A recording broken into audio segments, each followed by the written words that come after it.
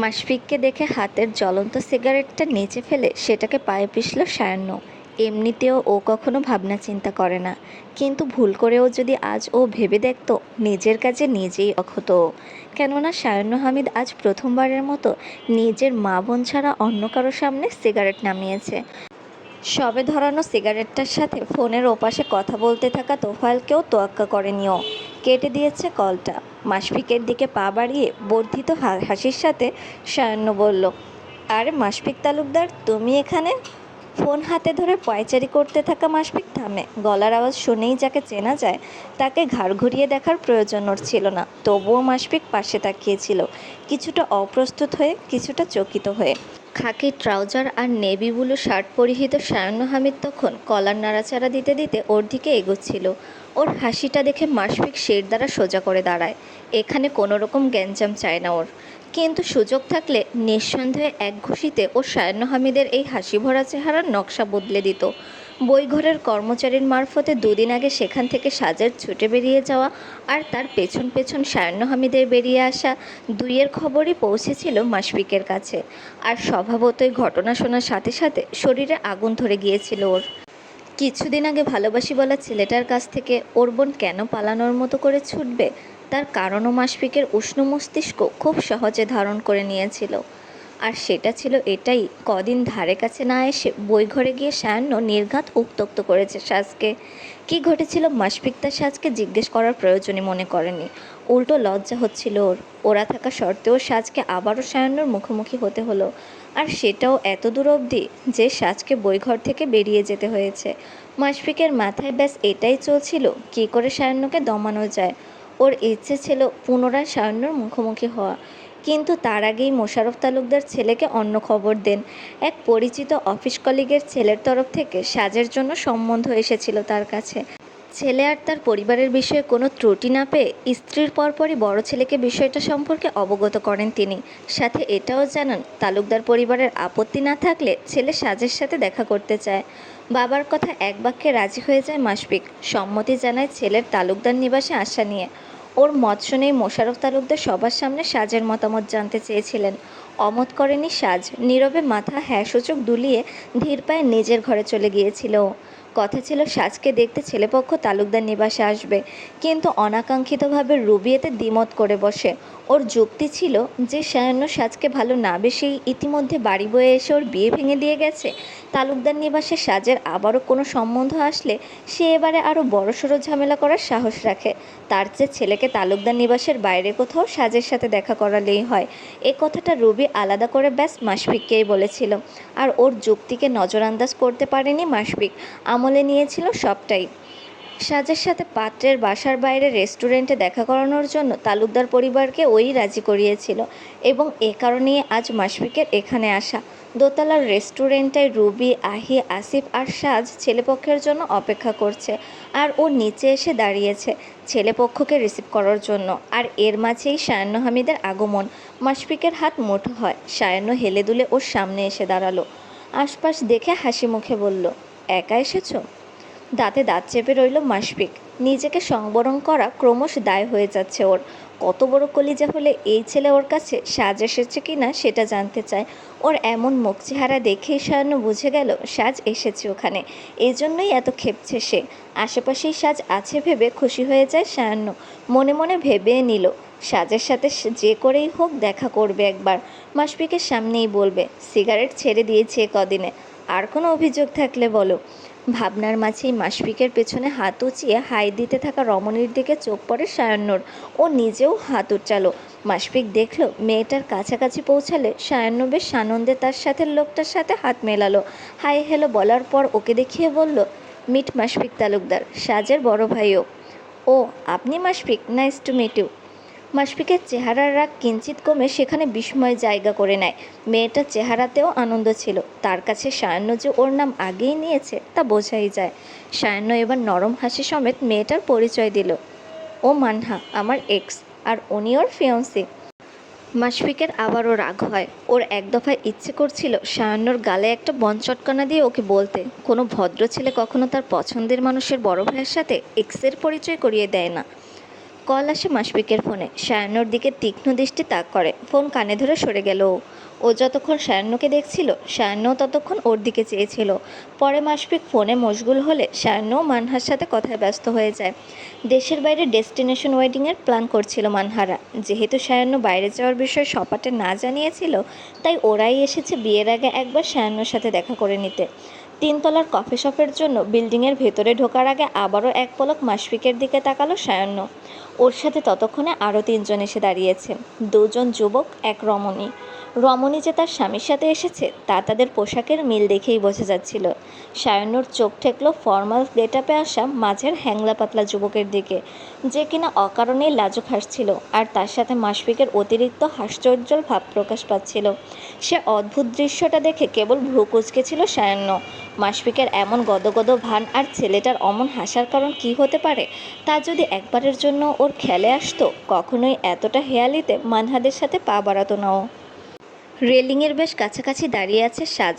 ওর দৃষ্টি বিল্ডিংয়ের নিচে থাকা বাচ্চা ছেলে মেয়ে দুটোর দিকে। ছোট ছোট দুটো খেলনা হাতে ধরে রাখা 4-5 বছরের বাচ্চা দুটোকে যমজ বলে মনে হচ্ছিল ওর। ওদের মা বাবা দুজনের হাত ধরেছিল। বাচ্চার মা শপিং ব্যাগের কিছু একটা নিয়ে কথা বলছিল তার স্বামীর সাথে। কথার মাঝেই লোকটা এক দফা স্ত্রীর কপালে আসা চুল তার কানে গুঁজে দিল। সুন্দর সাজানো ছোট্ট পরিবারটা দেখে হাসি ফোটে সাজের চেহারায়।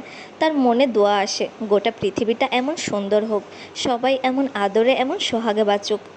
তুমি কিন্তু কিছুই বললে না সাজ। নিচের বাবা মা দুজনে তাদের সন্তান সমেত বিল্ডিংয়ের ভেতর চলে এসেছিল। ওরা চোখের আড়াল হলে সাজের হুঁশ হয় ও ঠিক কোন পরিস্থিতিতে আছে। পারিবারিক সিদ্ধান্তের ওপরে কিছু বলতে পারেনি বা বলার মতো কিছু পায়নি বলে এ মুহূর্তে সাজ পাত্রের সাথে দাঁড়িয়েছিল। কথাবার্তা বলার জন্য আলাদা ছাড়া হয়েছিল ওদের। অনেকটা সময় অন্যমনস্কভাবে কাটানোর পর পুরুষালী আওয়াজ কর্ণগোচর হওয়ার কিছুটা চকিত হয়েই সাজ সামনে তাকালো। একদমই সামনে দাঁড়ানো হালকা পাতলা দৈহিক গঠনের লোকটা তখন ওর দিকেই আগ্রহী। তার পরনে সাদা শার্টটা বিভিন্ন অংশে একরকম ফুলে ফেঁপে আছে। ওপরের ছাই রঙা কোটটাও চোখে পড়ার মতো ঢিলেঢালা। জুচের গ্লাস ধরে রাখা হাতের কনুইটা সে এমনভাবে রেলিংয়ে ঠেকিয়েছে, সাজের মনে হলো যেন ওই গ্লাসটার ভার বহন করাও লোকের জন্য কঠিন হয়ে গেছে। মানুষটা প্রশ্নসূচক চাইলে দ্রুত পলক ফেলে চোখ নামিয়ে নিল সাজ। হাতে থাকা মোবাইলে টাইপ করলো। কী বা বলবো, বলতে তো পারি না। এতে স্যাড হওয়ার কিছু নেই। মেয়েদের না বলাটা যে একটা গুণ, কেউ বলেনি তোমাকে? সাজ প্রসারিত চাইল। বুঝলো না এই না বলার গুণ বলতে সামনের জন ঠিক কী বোঝালো। নিজের সব কষ্টকে চেপে যাওয়া বা আরেকজনের দোষকে খোলাসা না করা, নাকি অন্য কিছু। যদি প্রথমটা হয় তবে এই না বলা তো সাজের জন্য অভিশাপ। সেটার আন্দাজ কি সামনের জনের আছে নাকি নেই? সাজ অপ্রস্তুত হেসে লিখল, না, বলতে না পারাকে আমার পরিবার কখনো গুণ বোঝায়নি। বুঝিয়েছে এটা আমার শক্তি। না বলে ওই কঠিন পৃথিবীতে একটা গোটা জনম পার করে দেওয়া যায়। বলতে না পেরেও সবার মুখোমুখি হওয়া যায়, সব মোকাবেলা করা যায়। বলতে না পারাটা কখনো কোথাও বাধা হয়ে দাঁড়ায় না। স্ক্রিনে লেখাটুকু পড়া শেষ করতেই লোক খপ করে সাজের ফোনটা কেড়ে নিল। সাজ চমকায়। সামনের জন এবার বাঁকা হেসে বলল, আমি তাহলে গিয়ে বলি তুমি বিয়েতে রাজি। দেখি তো তুমি ওভার রিয়াক্ট না করে আমাকে বাধা দিতে পারো কি না। সাজ হতবাক, কিন্তু ওর সে বিস্ময় ভাব কাটিয়ে ওঠার আগেই ওদের কানে আসে একটা বিকট আওয়াজ, একটা বিস্ফোরণের মতো শব্দ। বিস্ফোরিত চোখের সাজ পাশে তাকিয়ে দেখল গোটা রেস্টুরেন্টে কালো ধোঁয়া ছড়িয়ে পড়েছে। লোকজনের হাসি আড্ডা এক নিমিষে চিৎকার আর আর্তনাদে পরিণত হয়ে গেছে। কেউ টেবিল উল্টে ফেলে দৌড়াচ্ছে, কেউ বেরোনোর পথ খুঁজে হুড়োহুড়ি করছে। ভেতরের দিকে ছোট্ট ছোট বিস্ফোরণ হচ্ছে। কাচের জানালা ভেঙে টুকরো টুকরো হয়ে পড়ছে। সাজের টের পেতে অসুবিধা হয় না রান্নাঘরের গ্যাস লাইনে আগুন লেগেছে, আর তা এদিকে টেবিলের কাপড় আর দেয়ালের সাজসজ্জা অবধি চলে গেছে। জল ভরা চোখে অবিশ্বাসে জ্বলতে থাকা আগুনের দিক চেয়ে রইল সাজ। খেয়ালও করেনি ওর পাশের জন আরে বলে গায়েব হয়ে গেছে বেশ আগেই।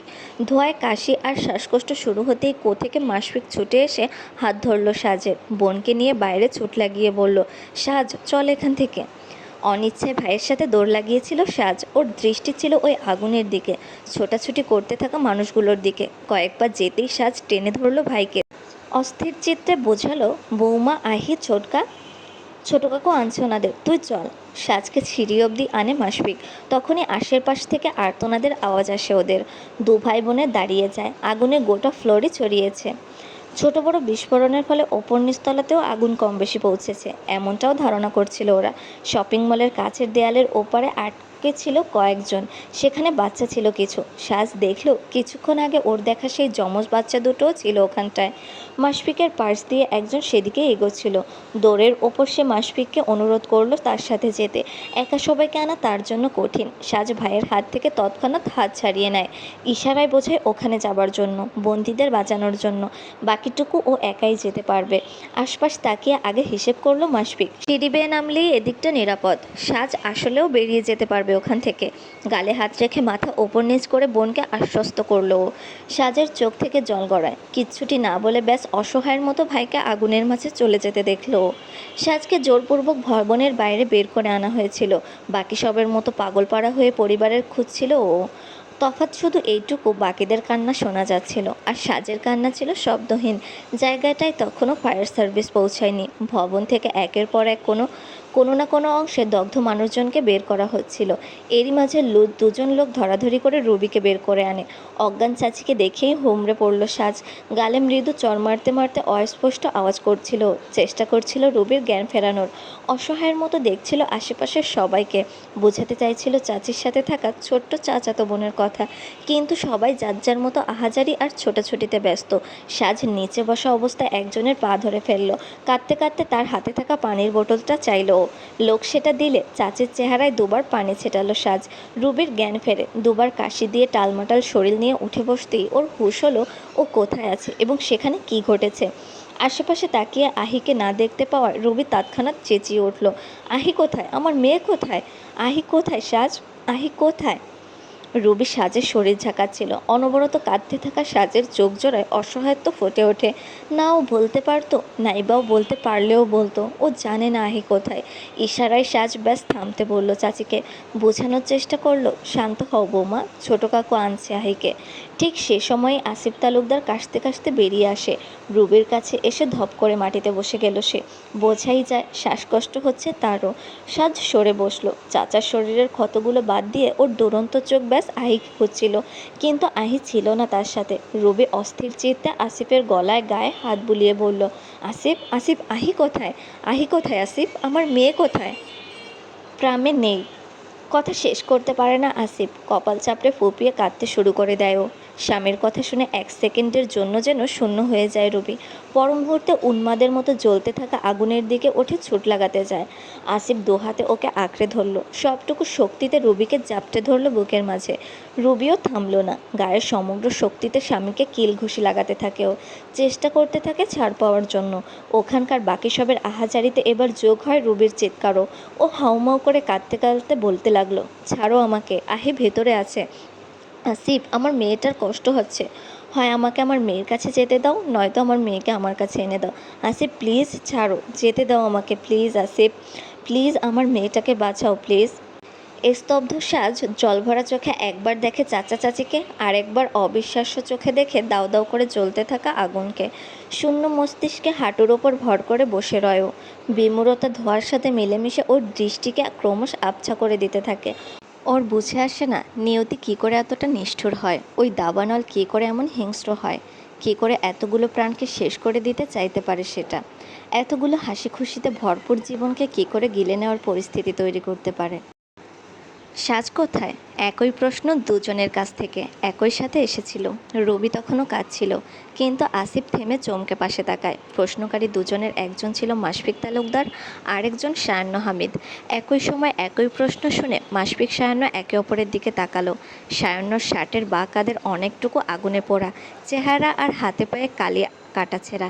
একই অবস্থা মাশফিকেরও। বোঝাই যাচ্ছে উভয়ই হয় নিজের প্রাণ নয় অন্য কারো প্রাণ বাঁচিয়ে উপস্থিত হয়েছে এখানটায়। আসিফ প্রসারিত চোখে ওদের দেখে আশপাশ দেখল, অতঃপর অবিশ্বাস কণ্ঠে বলল, সাজ, ও তো এখানেই ছিল, এখানেই বসেছিল, কোথায় গেল? কোথায়? সাজকে খুঁজতে গিয়ে দুজন ফায়ার সার্ভিসের কর্মীকে বেরোতে দেখলো আসিফ। রুবি ওর থেমে যাওয়া লক্ষ্য করে সামনে তাকাতেই দেখে তাদের একজনের কোলে তোয়ালে মোড়ানো আহি। পাগলের মতো হামাগুড়ি দিয়ে এগোলো রুবি। শরীরটাকে টেনে দাঁড় করিয়ে রীতিমতো ঝাঁপিয়ে পড়ল মেয়ের ওপর। আহির গালে মুখে কালি, আঘাত না থাকলেও ভয়ে গলা ফাটিয়ে কাঁদছিল ও। রুবি কাঁদতে কাঁদতে অসংখ্য চুমু খেলো মেয়েকে। ফায়ার সার্ভিসের এক কর্মী বলল, হয়তো কিচেন সাইডে ছিল, এক আপু ভেন্টিলেটর দিয়ে পাঁচ করিয়েছে। এর পরপরই ওপাশে সিলিন্ডার ব্লাস্ট হয় আর কোলাপস। টুপ করে মাশফিকের ডান চোখ বেয়ে জল গড়ায়। ভেতর থেকে যে আহিকে পাস করিয়েছে সেটা সাজ, এমনটা নাও কল্পনা করতে পারলো, নাইবা বিশ্বাস করে উঠতে পারলো সাজের সাথে কিছু হয়েছে। ব্যাস দিশেহারার মধ্যে এদিক ওদিক বোনকে খুঁজতে লাগলো মাশফিক। আর সায়নও দেখলো রুবির অমন বাঁধভাঙা আদরে আহির তোয়ালে থেকে কিছু একটা নিচে পড়ছে। এক মুহূর্তের জন্য সায়ন্য যেন প্রাণহীন মূর্তি হয়ে যায়। তিনতলার কয়েকজনকে বের করতে গিয়ে আগুনের মুখে পড়েছিল, কিন্তু সে দাবানলকে ওর মৃত্যুখাত বলে মনে হয়নি। অথচ আগুন থেকে দূরে দাঁড়িয়ে এই মুহূর্তে সায়ান্নর নিজেকে মৃত্যুকূপে অনুভব হচ্ছিল। ফায়ার সার্ভিসের কর্মীর মুখে ও কি শুনেছিল তাও জানে না, চারপাশে কি ঘটছিল তাও জানে না। ও ব্যাস অনুভব করেছিল ও শ্বাস নিতে পারছে না, এমনভাবে যেন ও মারা গেছে। অনুভব করছিল ওর চারপাশ বদ্ধ অক্সিজেনহীন, এমনভাবে যেন ওকে দাফন করে কবরে রেখে যাওয়া হয়েছে। গোটা জন্মে এই প্রথমবার নিজেকে লাশ বলে মনে হলো সায়ান্নর। আর ওকে জীবন্ত লাশ করে দেওয়ার দায় ছিল আহির তোয়ালে থেকে নিচে পড়া চুরির টুকরোটা। কেননা সে টুকরো সায়নের পছন্দের চুরির, সেই টুকরো সেই 3 নাম্বার চুরির।